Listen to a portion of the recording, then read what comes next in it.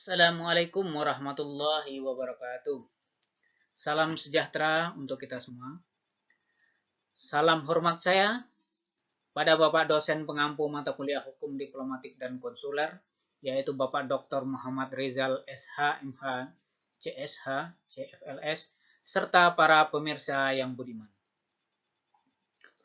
Pertama-tama, izinkan saya memperkenalkan diri. Nama saya Albert Sarnubi, mahasiswa program studi ilmu hukum Universitas Siber Muhammadiyah dengan nomor induk mahasiswa 202306000046.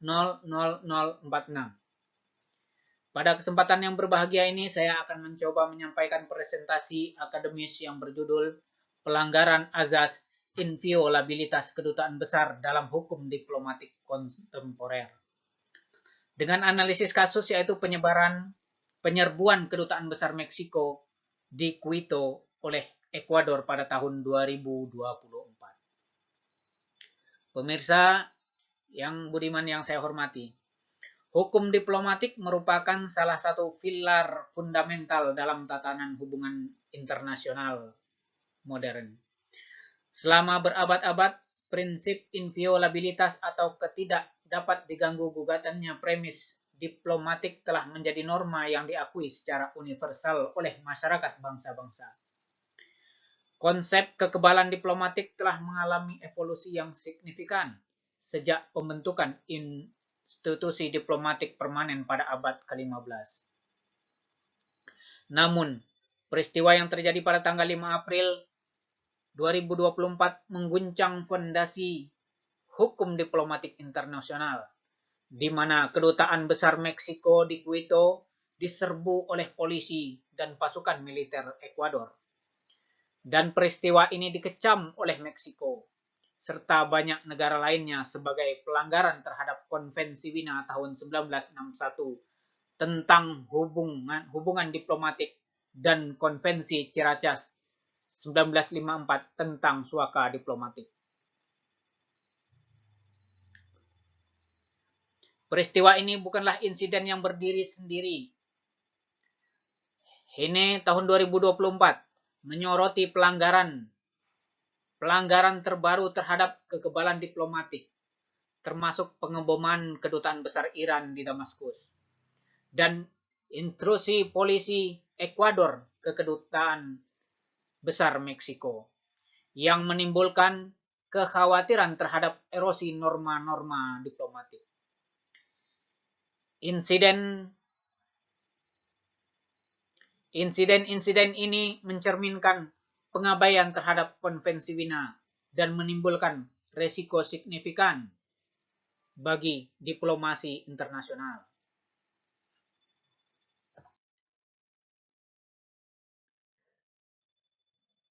Pada kesempatan kali ini, dalam presentasi ini, saya akan mencoba membahas beberapa permasalahan mulai dari latar belakang dan relevansi, lanjut kepada kerangka teori, kronologi kasus, lanjut kepada analisis hukum, dan respon internasional serta proses pada ICG, dan lanjut dengan tantangan serta rekomendasi, dan yang terakhir kesimpulan serta penutup.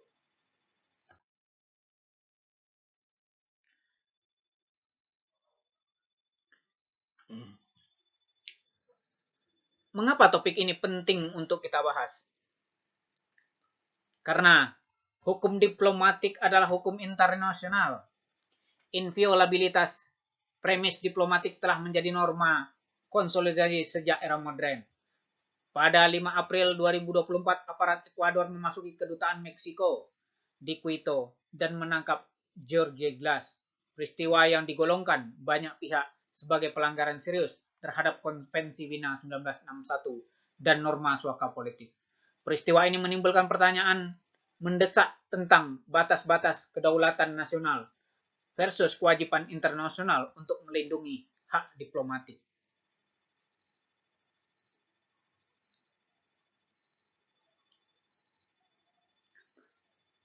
Kasus penyerbuan Kedutaan Besar Meksiko di Quito merupakan salah satu peristiwa paling serius dalam sejarah hukum diplomatik kontemporer.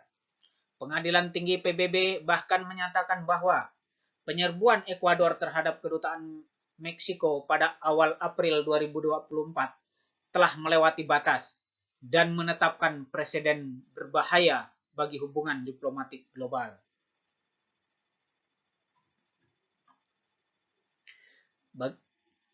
Bagi kami atau kita sebagai mahasiswa hukum, memahami kasus ini berarti memahami bagaimana norma-norma hukum internasional yang telah mapan selama ini, selama puluhan tahun bahkan, dapat terancam oleh tindakan unilateral suatu negara.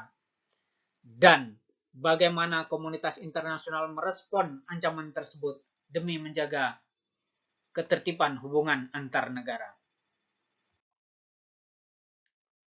Di sini dapat saya sampaikan kronologi singkat tentang kasus fakta utamanya. Izinkan saya memaparkan kronologi singkatnya tentang peristiwa yang terjadi. Pada bulan Desember 2023, mantan wakil presiden Ekuador, Jorge Glass, yang pernah menjabat di bawah Presiden Rafael Correa dan Lenin Moreno, memasuki kedutaan besar Meksiko di Quito untuk mengajukan permohonan suaka dengan alasan ketakutan terhadap keselamatan pribadinya. Perlu dicatat bahwa Glass telah 2 kali divonis atas tuduhan terkait penyuapan dan penyalahgunaan dana politik pada tahun 2017. Ia dijatuhi hukuman 6 tahun penjara dan pada tahun 2021 ia menerima vonis 8 tahun. Ketegangan terus meningkat antara kedua negara setelah komentar-komentar Presiden Meksiko pada 4 April 2024. Duta Besar Meksiko, Raguel Scherer Smek, dinyatakan sebagai persona non grata. Dan Kementerian Luar Negeri Ekuador mengacu pada prinsip non-intervensi dan pada pasal 9 Konvensi Wina tentang hubungan diplomatik untuk meminta keberangkatannya. Pemerintah Meksiko memberikan suaka politik kepada Glass setelah pengusiran duta besarnya.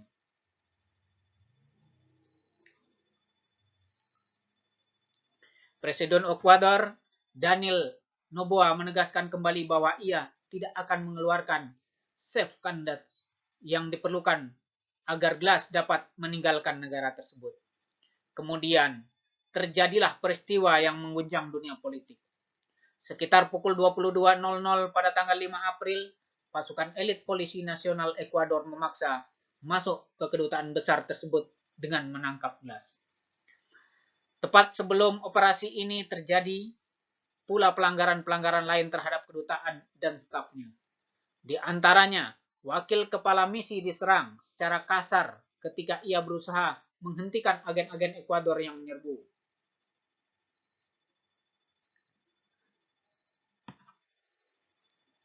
Kemudian, proses di Mahkamah Internasional ICJ. Kasus ini kemudian dibawa ke Mahkamah Internasional Persidangan antara Meksiko dan Ekuador dimulai di Mahkamah Internasional atau ICJ sebagai puncak dari berminggu-minggu saling tuding terkait insiden penyerbuan. Meksiko menggugat Ekuador atas dasar pelanggaran Konvensi Wina, sebuah perjanjian PBB mengenai hubungan diplomatik, dan bahkan meminta agar Ekuador dihentikan keanggotaannya dari PBB. ICJ menolak permintaan Meksiko untuk langkah-langkah sementara profesional measure pada Mei 2024 dengan pertimbangan bahwa hal tersebut tidak diperlukan karena Ekuador telah berjanji untuk melindungi premis diplomatik Meksiko. Namun demikian, ICJ menegaskan kembali pentingnya yang fundamental dan prinsip-prinsip yang tercantum dalam Konvensi Wina tentang hubungan diplomatik mengenai inviolabilitas premis diplomatik. Dengan demikian, meskipun tidak mengabulkan langkah-langkah sementara, ICJ secara tegas mengafirmasi prinsip inviolabilitas sebagai norma yang tidak dapat dikompromikan. Terlepas dari apakah pemberian suaka kepada Glass bersifat tidak teratur, diharapkan ICJ akan menentukan bahwa penyerbuan terhadap kedutaan Meksiko tidak sesuai dengan VCDR. Sejalan dengan keputusan sebelumnya dalam kasus United States Diplomatic and Consular Staff in Tehran.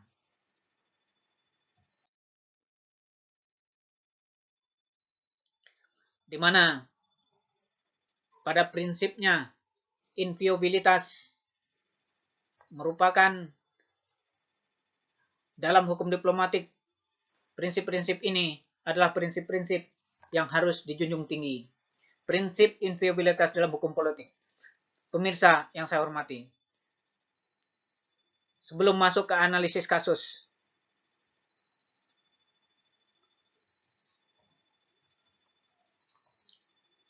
izinkan saya terlebih dahulu memaparkan beberapa landasan teori hukum yang menjadi kerangka analisis presentasi ini. Yang pertama, evolusi justifikasi kekebalan.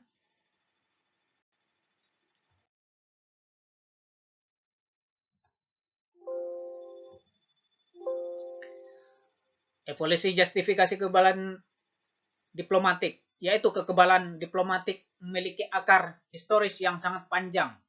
Justifikasi bagi institusi diplomatik secara historis berpijak pada berbagai landasan, dimulai dari teori, karakter, representatif, atau representatif karakter, yang mengamanatkan perlindungan terhadap utusan diplomatik sebagai perwujudan kedaulatan, kemerdekaan, kesetaraan, dan martabat negara pengirimnya. Selanjutnya, justifikasi lain yang berpijak pada teori ekstra teritorialitas yang sering didiskusikan kepada Hugo Grotius, yang memandang duta besar dan rombongannya tidak hanya berada di luar yurisdiksi tetapi di luar batas teritorial negara penerima. Dalam perkembangan modern, interpretasi kontemporer kekebalan diplomatik menekankan teori kebutuhan fungsional atau functional necessity sebagaimana diartikulasikan dalam preambul Konvensi Wina 1961 tentang hubungan diplomatik atau VCDR. Tujuan dari hak-hak istimewa dan kekebalan tersebut bukan untuk menguntungkan individu, tetapi untuk memastikan pelaksanaan fungsi misi diplomatik yang efisien sebagai perwakilan negara. Pada pasal 22 Konvensi Wina tahun 1961, azas inviolabilitas premis diplomatik, norma yang paling krusial dan relevan dengan kasus ini adalah pasal 22 Konvensi Wina 1961 yang menegaskan di mana pada ayat 1 premis misi diplomatik tidak dapat diganggu-gugat, inviolable. Agen-agen negara penerima tidak boleh memasukinya kecuali dengan persetujuan kepala misi. Yang kedua, negara penerima berkewajiban khusus untuk mengambil semua langkah yang tepat guna melindungi premis misi dari gangguan atau kerusakan serta mencegah gangguan terhadap ketenangan misi atau penghinaan terhadap martabatnya. Yang ketiga, premis misi, perabotannya dan harta benda lainnya serta alat-alat transportasi misi kebal dari penggeledahan, penyitaan, atau eksekusi. Inviolabilitas premis diplomatik sebagaimana dikodifikasikan dalam pasal 22 VCDR memiliki karakter absolut tanpa pengecualian. Lebih lanjut, kecurigaan penyalahgunaan premis melalui pelanggaran hukum lokal atau dengan terus melindungi pencari suaka jelas bukan merupakan pembenaran bagi masuknya aparat penegak hukum yang bertentangan dengan inviolabilitas. Pasal 41 Konvensi Wina 1961 mewajib Pasal 41 Konvensi Wina 1961 di mana terdapat kewajiban diplomat sebagai penyeimbang pasal 41 mewajibkan diplomat untuk menghormati hukum dan peraturan negara penerima serta tidak mencampuri urusan dalam negeri negara tersebut. Ketentuan ini menciptakan hubungan timbal balik antara hak dan kewajiban dalam sistem hukum diplomatik.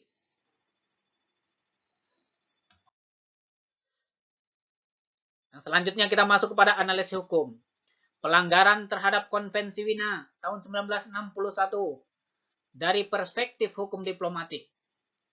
Tindakan Ekuador secara tegas melanggar setidaknya 3 ketentuan fundamental Konvensi Wina tahun 1961.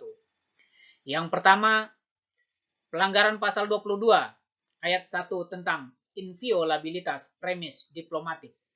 Khususnya pengajuan mengenai pelanggaran inviolabilitas premis Kedutaan Besar Meksiko didasarkan pada fakta yang merupakan pelanggaran tegas, straightforward breach terhadap ketentuan PCDM. Yang kedua, pelanggaran pasal 22 ayat 2. Karena alih-alih melindungi premis diplomatik, mereka penerima justru menjadi pelaku pelanggaran itu sendiri. Yang ketiga, pelanggaran pasal 29 mengenai inviolabilitas pejabat diplomatik. Mengingat wakil kepala misi Meksiko diserang secara fisik selama penyerbuan. Keempat, tidak ada pengecualian yang diizinkan oleh PCDR untuk alasan penegakan pidana domestik terhadap penghuni misi. Di luar Meksiko, penyerbuan kedutaan tersebut dikecam secara luas di seluruh kawasan karena tampak melanggar hukum internasional, termasuk Konvensi Wina 1961 tentang hubungan diplomatik yang menetapkan kedutaan dan konsulat sebagai ruang yang dilindungi.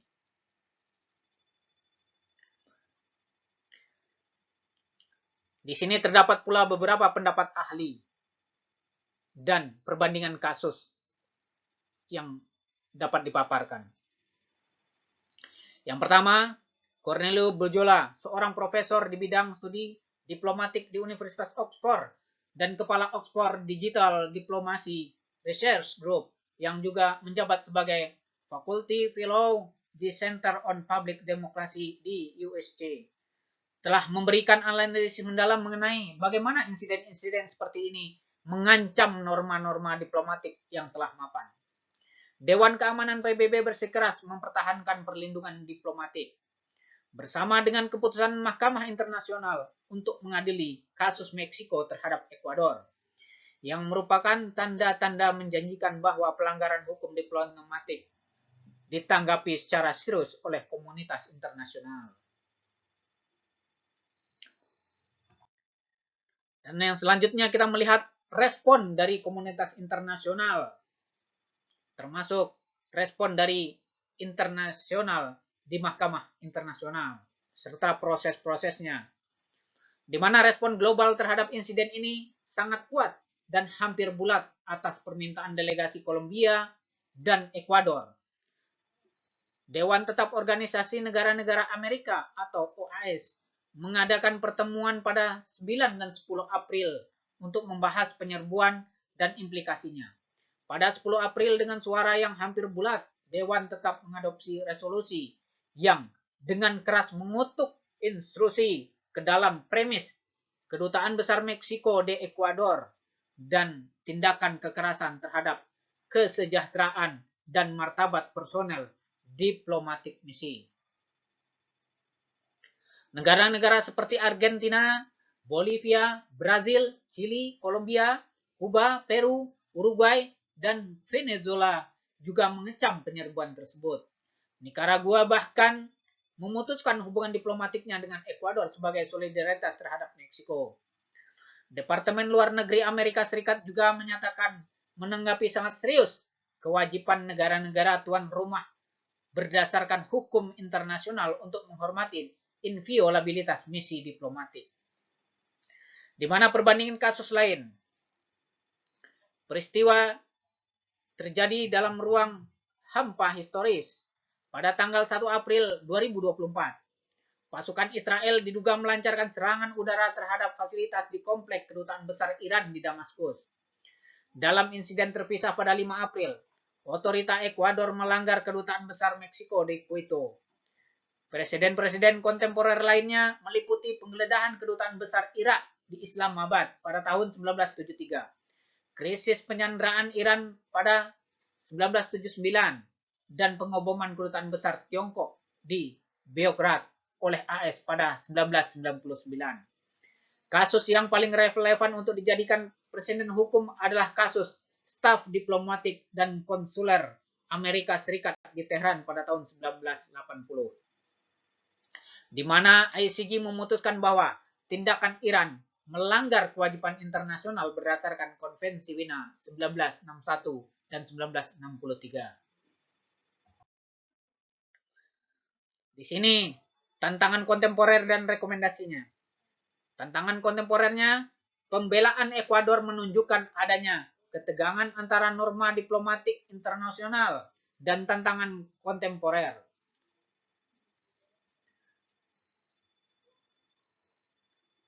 Menteri Ekuador Sommerfeld bahkan mempertanyakan validitas Konvensi Wina dalam sebuah wawancaranya. Apakah konvensi-konvensi yang telah kita tandatangani merespon realitas yang dihadapi dunia saat ini terkait kejahatan terorganisir dan semua industri yang berasal darinya? Konvensi-konvensi itu dibuat 50 atau 70 tahun yang lalu. Saya pikir saat ini mereka tidak lagi merespon realitas. Pertanyaan ini meskipun kontroversial, merefleksikan kegelisahan sebagian aktor internasional mengenai apakah kerangka hukum diplomatik yang dibuat pada tahun 1961 masih memadai untuk menghadapi tantangan abad ke-21. Jadi, dari sini kita akan mendapatkan implikasi dan kesimpulan. Kasus Quito tahun 2024 merupakan titik balik penting menunjukkan kerentanan norma inviolabilitas ketika berhadapan dengan kepentingan domestik dari perspektif hukum internasional. Fakta menunjukkan pelanggaran PCDR yang signifikan.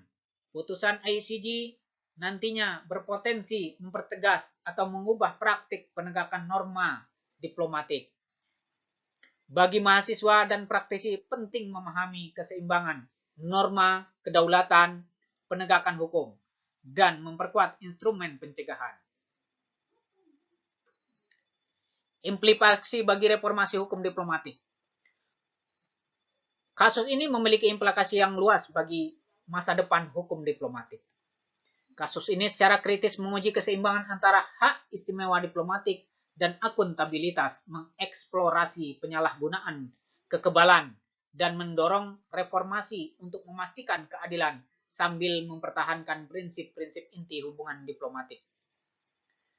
Beberapa reformasi yang disarankan oleh para ahli meliputi penerapan pedoman yang telah jelas untuk pencabutan kekebalan diplomatik dalam kasus-kasus kejahatan serius, pembentukan mekanisme internasional untuk menyelidiki dan mengadili kejahatan yang dilakukan oleh diplomatik, serta peningkatan transparansi dan kerjasama dalam kasus antar negara dalam kasus-kasus yang melibatkan kekebalan diplomatik. Selain itu, beberapa pihak menyarankan pembaruan VCDR agar mencerminkan standar hak asasi modern, memperjelas cakupan kekebalan diplomatik dalam kasus-kasus yang melibatkan aktivitas komersial, dan meningkatkan peran organisasi internasional dalam memantau dan menegakkan kekebalan diplomatik.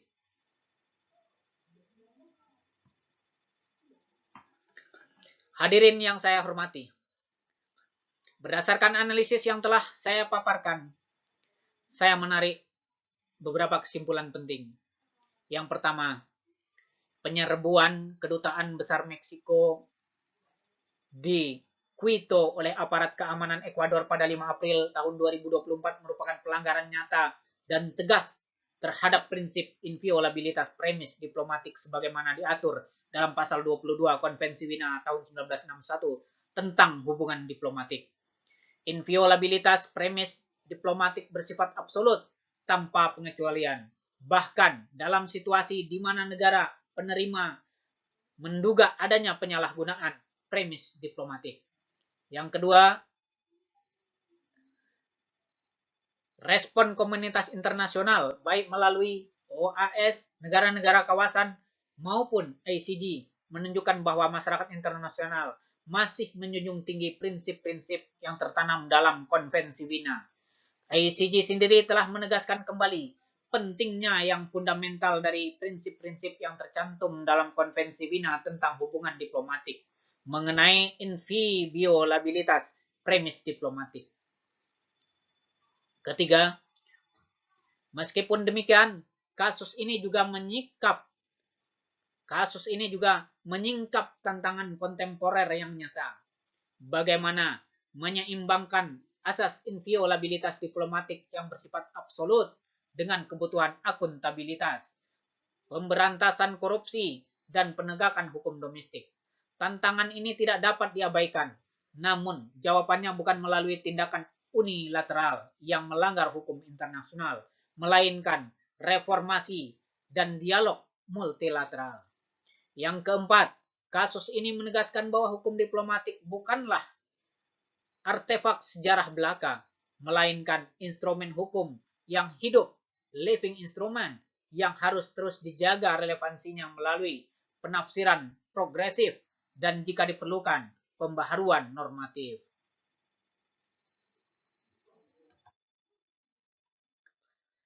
Dari hal-hal di atas dapat ditarik untuk diambil rekomendasi ya, memperkuat penegakan hukum diplomatik. Berdasarkan pembahasan yang telah disampaikan, saya mengajukan beberapa rekomendasi.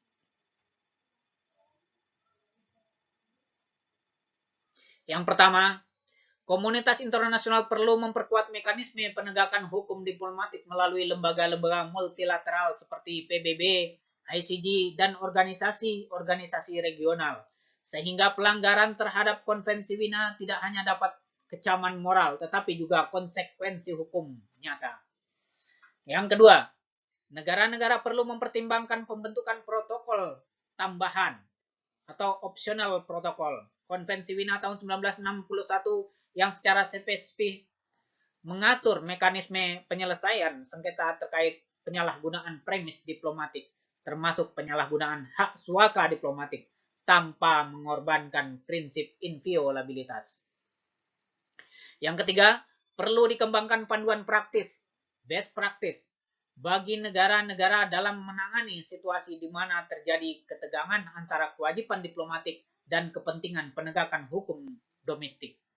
Dengan mengedepankan dialog bilateral, mediasi, pihak ketiga, atau penyelesaian yudisial melalui ICG. Yang keempat, dalam konteks pendidikan hukum Indonesia, kasus ini hendaknya menjadi materi pembelajaran yang penting bagi mahasiswa hukum untuk memahami kompleksitas hukum diplomatik kontemporer dan pentingnya komitmen setiap negara terhadap norma-norma hukum internasional.